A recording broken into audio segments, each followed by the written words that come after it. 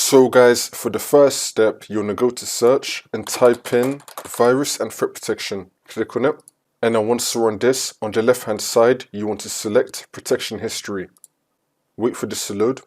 And now this will come up. You want to find the one that says potentially unwanted app found. You want to click on the drop down. If this comes up, you want to click on yes. It's now going to show you information about the app or the file that's been found that could potentially be unwanted.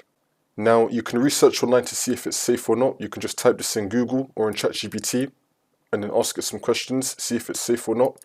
And if you don't recognize it or you want to remove it, then you want to click on Actions and then click on Remove.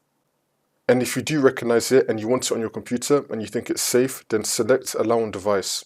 If you came to this video because you want to remove any future pop-ups where it says potentially unwanted app found, I'm going to show you how to do that. This is optional and I wouldn't recommend it. However, if you did come to this video to do that, I'll show you how. So on the left hand side, you want to select App and Browser Control. And now you want to select Reputation-Based Protection Settings. And now you want to scroll down until you find Potentially Unwanted App Blocking. You could just turn this off. Again, I don't recommend it, but it's up to you.